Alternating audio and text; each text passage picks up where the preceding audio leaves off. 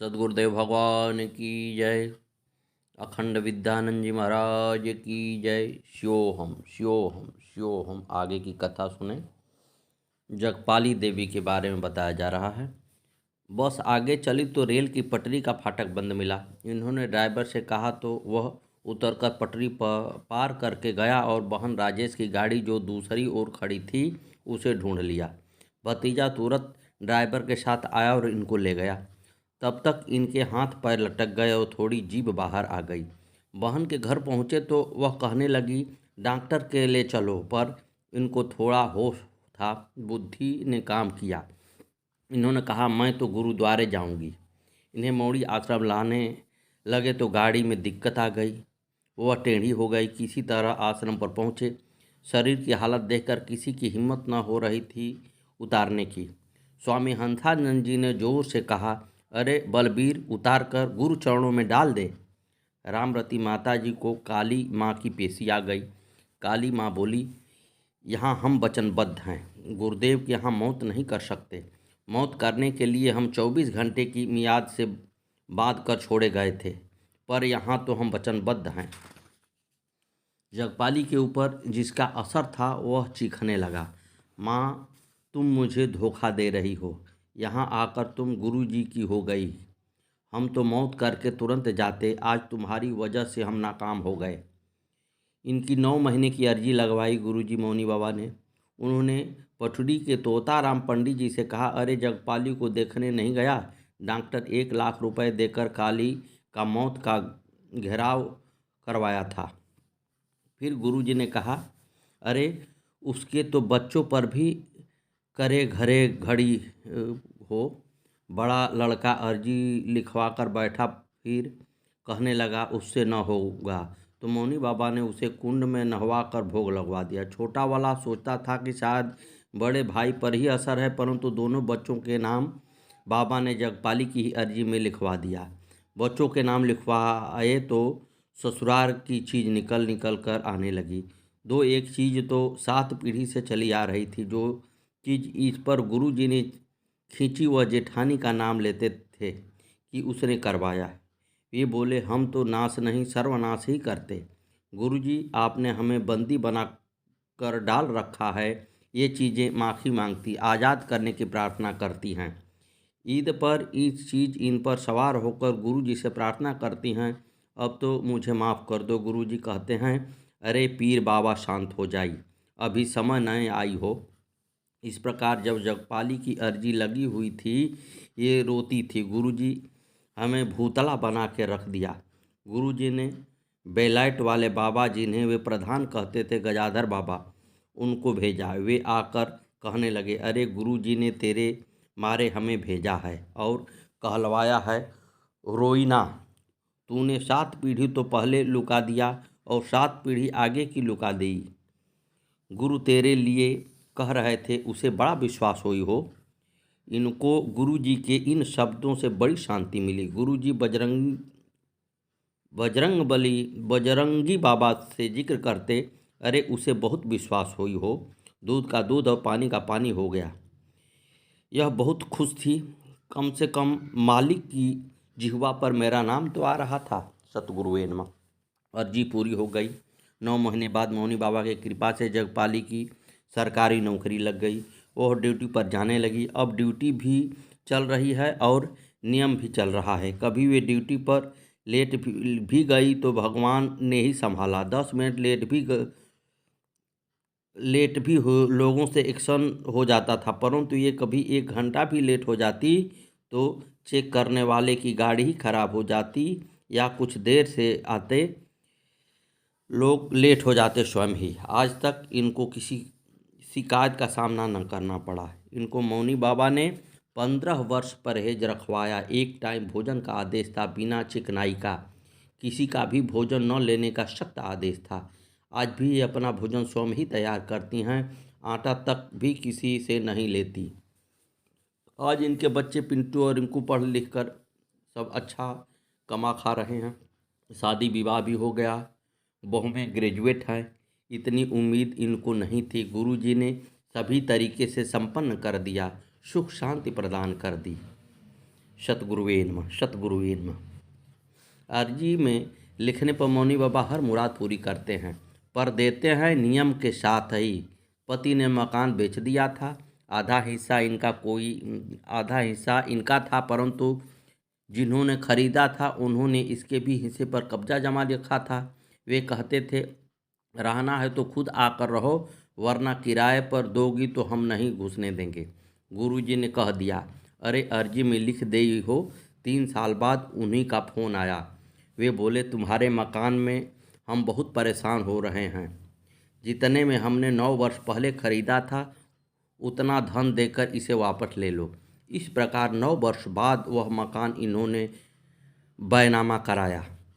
उनको लगता था कि ऊपर कोई चल रहा है। ऊपर सोते तो नीचे कोई चलता महसूस होता। छम छम की आवाज़ आती। मौड़ी के आश्रम पर जो कुछ होता है उसे देखकर लोग कहते हैं, ये सब तो ढोंग है। गुरुजी को बताया तो वे बोले, अरे जो कहता है ढोंग है ओके तो ढोंग ही होई।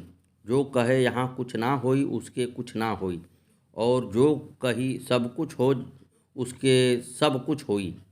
जिसको विश्वास होई उसका सब कुछ होई। यहाँ कभी यह रो पड़ती तो गुरुजी ढाढ़स बताते, अरे सब तो जाई धीरे धीरे। मौनी बाबा इनसे कहते, अरे ई तो दुनिया होई, बहस करी तो कुछ ना पाई, चुपय अपना नियम करे जाई। जगपाली जी की तो बस यही प्रार्थना है कि मैं परिवार के मेरा विश्वास गुरु भगवान में सदा ही कायम रहे। सतगुरुवे नमः, सतगुरुवे नमः। कभी कभी आदमी के लाइफ में ऐसी घटनाएं हो जाती हैं जिसका हम कल्पना भी नहीं करते। हमारे लाइफ में भी इसी तरह का एक दुश्मन ने प्रहार कर दिया था। उसने भी हम पति और पत्नी पर काली का प्रयोग कर दिया था। इतना भीषण प्रयोग था जिससे बचना बड़ा ही मुश्किल हो गया था। सारे परिचित खिलाफ चले गए थे, मानो विपत्ति ने घेर रखा है। किसी भी तरह की कहीं से रास्ता नहीं मिल रहा था, केवल आसरा था तो सतगुरु का। सालों परेशानियों में गुजरा। उस समय की स्थिति मैं किस मुंह से बयान करूं। स्थिति इतनी भयावह थी, कभी किसी रोज़ खाना बना, 2-4 दिन खाना नहीं बना। पति पत्नी में आपस में ही ऐसे होता था मानो दोनों कट मर जाएंगे। दुश्मनों ने ऐसा जाल बिछा रखा था जिससे पार पाना बड़ा मुश्किल नज़र आ रहा था। केवल विश्वास था सतगुरु का कि निश्चित रूप से आज नहीं कल जरूर वो बाहर निकालेंगे। प्रभु ने निकाला भी। सारे समस्याओं का प्रभु ने स्वयं ही समाधान किया, क्योंकि उस समय उस स्थिति में विश्वास करने वाले बहुत कम लोग थे। उस समय पूरी दृढ़ता से मेरा परिवार ही मेरे साथ खड़ा था। मेरे माँ का ज़बरदस्त प्रेम भरा हाथ मेरे सर पर था। वो हिम्मत बराबर देती थी। मेरी दादी माँ जो थी बड़ी ही तपस्विनी महिला थी। हम उस परिवार से बिलोंग करते हैं जहाँ माँ भगवती के बड़े बड़े भक्त निकले। कुछ ऐसे भक्त निकले कि माँ भगवती की कृपा से प्रेत को बंदी बना के 12 बरस तक हल जुतवाया। बड़े विद्वान ब्राह्मण मेरे परिवार में निकले, लेकिन मैं ऐसे चंगुल में फंसा कि कहीं से और छोर दिखाई नहीं देता था। मुझे हकीकत सब पता है, सब जानता हूँ, सब समझता हूँ, लेकिन उस समय की परिस्थितियाँ ऐसी बन जाती हैं कि आदमी चाह के भी निकल नहीं पाता। लेकिन उस समय भी मैंने सत्य का दामन नहीं छोड़ा। कितना हूँ दुश्मनों के द्वारा झंझावट आया, लेकिन मैं सत्य से डिगा नहीं। हकीकत जानता हूँ, लेकिन उसके समाधान की तरफ मैं जा नहीं पा रहा हूँ। विपत्तियों ने मानो आक्रमण ही कर दिया है। कितने जन्मों की ये पाप हमारे सर पर आकर सवार हो गया है। जब ऐसी परिस्थिति आती है तो व्यक्ति होपलेस हो जाता है। अपनों ने साथ देना छोड़ दिया, केवल सहारा और सहारा केवल सतगुरु का रह गया था उस समय, और किसी ने कोई सहारा नहीं दिया। जैसे आग में व्यक्ति जलता है तो उसमें घी का प्रयोग कर दे कि और बढ़ जाए, वही स्थिति हो गई थी। कुछ हमारे खास रिश्तेदार अपोजिट चले गए थे। केवल मैं जन्म से ही किसी काली माई और दुर्गा जी का मैंने पूजा नहीं किया। मैंने जन्म से ही ब्रह्म का आह्वान किया था। कहीं न कहीं सुनवाई मेरी होनी ही थी, आज नहीं कल लेट ही सवेर सही। तो हम अपने दादी माँ का उल्लेख कर रहे थे। वो बहुत ही तेजस्वी महिला थी, उनकी तुति बोलती थी, बड़े ही शांत स्वभाव की रहीं और तपस्या बहुत अच्छी करती थी। उन्होंने मरते समय मुझसे कहा था कि वैसे तो तुम्हारे लाइफ में कोई विपत्ति नहीं आएगी, ऐसा प्रभु से मैं प्रार्थना करता हूँ, लेकिन बाय द वे तुमको विपत्ति आ घेरे और जब तुमको ये लगे कि अब रास्ता कहीं से नहीं मिल रहा है तो मेरा नाम लेना। मैं कहीं भी किसी भी जोनी में रहूँगा, अवश्य तुम्हारा सहायता करूँगा। उस दिन मुझे ख्याल आया कि मैं अपने दादी माँ को पुकारूं। मैंने पुकारा, उनको याद किया कि माँ कहीं से रास्ता मुझे नहीं मिल रहा है। दुश्मनों ने मुझे घेर रखा है, अपने चंगुल में हर तरफ से लपेट दिया है, कहीं से रास्ता नहीं मिल रहा है। ये हुआ कैसे? केवल दुष्टों की संगति से। इसलिए लाइफ में कभी भी दुष्टों की संगति न करें। प्रभु से बार बार प्रार्थना करें कि प्रभु अगर मुझे विपत्ति आनी है, मेरा पाप बढ़ गया है, तो मुझसे भीख मंगवा लो, लेकिन दुष्टों की संगति कभी मत देना। दुष्टों की संगति महापाप होती है। जिसको जब कोई भी व्यक्ति आक्रमण आपके ऊपर करता है ना, तो आपके सगे संबंधियों को भी मोल्ड कर देता है, अपनी तरफ खींच लेता है, आपका सहारा तोड़ देता है। आप अकेले उस मझधार में तड़फड़ाने लगते हो। कहते हैं ना, धीरज धर्म मित्र और नारी, आफत काल परीक्षु चारी। ये चारों का जो है परीक्षा होने लगता है। धैर्य का बड़ी भारी परीक्षा होता है। अब हमको धैर्य की ही ज़रूरत थी, कहीं से कोई आसरा नहीं था। काली जो है आक्रमण तेज कर दी थी। शायद उसकी इच्छा थी कि या तो इसका परिवार को नष्ट कर दूं या भ्रष्ट कर दूं परिवार को, यही इच्छा थी उसकी।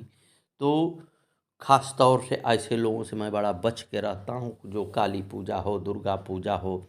ये शक्तियाँ तो अच्छी हैं, वह प्रणाम करता हूँ, लेकिन लोग जो सिद्धि करते हैं वो गलत काम करने से कभी नहीं चूकते। वो कभी न कभी लगा जुझा के आपका टंगरी खींच देते हैं। मेरे साथ बाखूबी हुआ। मैंने अनुभव किया कि हमने लाइफ में क्या गलती की, किसी पर विश्वास करके उसका भोगदंड मैंने बाखूबी पाया। सालों उस समय की परिस्थिति मेरी ये थी कि शायद मेरे रोने से वन के पत्ते सूख जाएं, गिरने की तो बात छोड़ दीजिए। उस विपत्ति में मुझे दुष्टों की संगति ने डाल रखा था। सद्गुरु का नाम लिया और सारे बंधनों को तोड़ डाला। उस समय का समय है और आज का समय है। मैंने तोड़ डाला तो तोड़ डाला। हकीकत ब्रह्म दिखा देता है, सद्गुरु ने सारा आईने की तरह दिखा दिया कि देखो इस दुनिया में अपना कौन है और पराया कौन है, किसे तुम अपना कहते हो। सारी हकीकत मेरे जीते जी मेरे नज़रों के सामने उन्होंने दिखा दिया। जिस विपत्ति से मैं और मेरा परिवार बाहर निकला, शायद निकलने के लिए सभी निकल सकते हैं, लेकिन शायद मुश्किलात बहुत भयंकर थी। उसमें जो है कटने मरने की संभावनाएं बहुत ज़बरदस्त थी, लेकिन प्रभु का दामन हमने बचपन से पकड़ा था। उस ब्रह्म को मैं जानता हूँ, जानता था, जो सबके मालिक हैं। और देवी देवताओं का क्या कहना है, हमने हकीकत आपको बताया कि क्या मेरे साथ हुआ था। कोई क्षण कोई पल चैन से मैं सोता नहीं था, मैं खाता नहीं था, बेचैन कुत्तों की तरह दौड़ता था, शायद कहीं से राहत मिल जाए। लेकिन ऐसा मेरे साथ नहीं हुआ था। दुश्मन प्रबल था, आक्रमण बड़ी जोरदार कर दिया था। उससे बचने का और छोर नहीं मिलता था। इसलिए मेरे भाइयों, मैं आपसे अनुरोध करूँगा कि भीख मांग लेना, लेकिन कभी दुष्टों की संगत मत करना। दुष्ट की संगत तो वही गति है कि मैं तो डूबूंगा सनम, लेकिन तुमको भी लेके डूबूंगा। उस समय की मेरी गति थी कि मैं जानते हुए, सब कुछ समझते हुए तबाह था, कुछ कर नहीं पा रहा था, कुछ भी बुद्धि काम नहीं करती थी। बुद्धि ही जैसे मति ही भ्रष्ट हो गई हो, कुछ भी चाहते हुए काम नहीं कर पाते थे। ऐसी विपत्ति परमात्मा किसी को न दे। तो सत संतों की संगत करनी चाहिए। सठ सुधरहि संग सत संगत पाई। संतों की अगर संगत होगी तभी मुझे कुछ प्राप्त होगा। दुष्टों की, दुर्जनों की संगत होगी तो जैसे मैं भोगा वैसे ही भोगना पड़ेगा। बाहर से तो बड़ी माने चिकना चुपड़ी बात करने वाले, बड़ी पालिश लगाने वाले ऐसे व्यक्ति मिलेंगे, लेकिन धोखा जो देंगे ना, इस शरीर पर जो चोट लगा है हृदय पर, शायद इसका जन्म कई जन्म तक न भरे। कहते हैं शरीरे अरिप्रहरति हृदय स्वजनस तथा। वो घाव जब लग जाता है ना तो मिटने का नाम नहीं लेता। इसलिए मेरे भाइयों, इससे सतर्क रहने की आवश्यकता है। ब्रह्म ही सत्य हैं, उनके सानिध्य में रहने से ही मुझे कुछ प्राप्त हो सकता है। अन्यथा कुछ लोग भेड़िए के रूप में मुझे कब निगल जाएंगे कहना बड़ा कठिन। इससे बच के रहने की आवश्यकता है।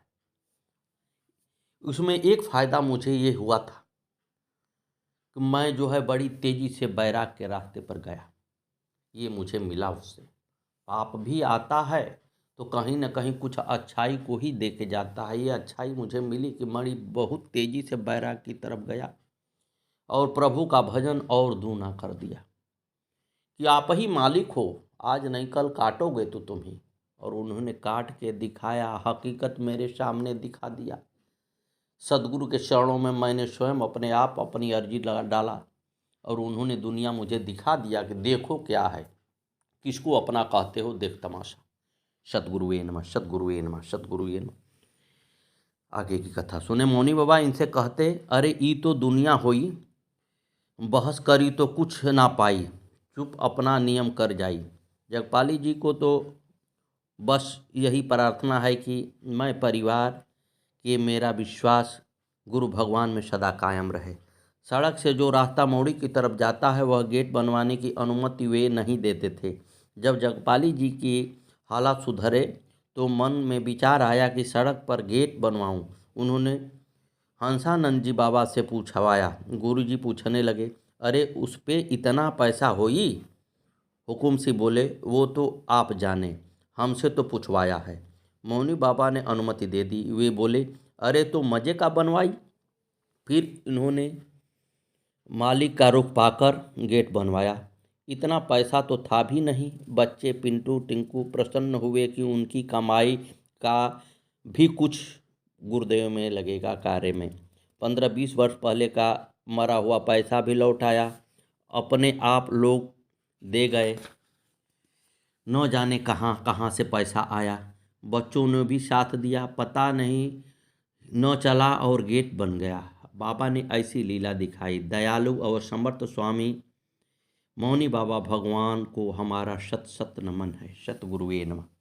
मौड़ी की जगपाली बुआ की छोटे सुपुत्र सचिन ने गुरु भगवान मौनी बाबा को बचपन से ही देखा। अपने बचपन के कतिपय संस्मरण बताते हुए कहते हैं कि ये 8-10 वर्ष के रहे होंगे।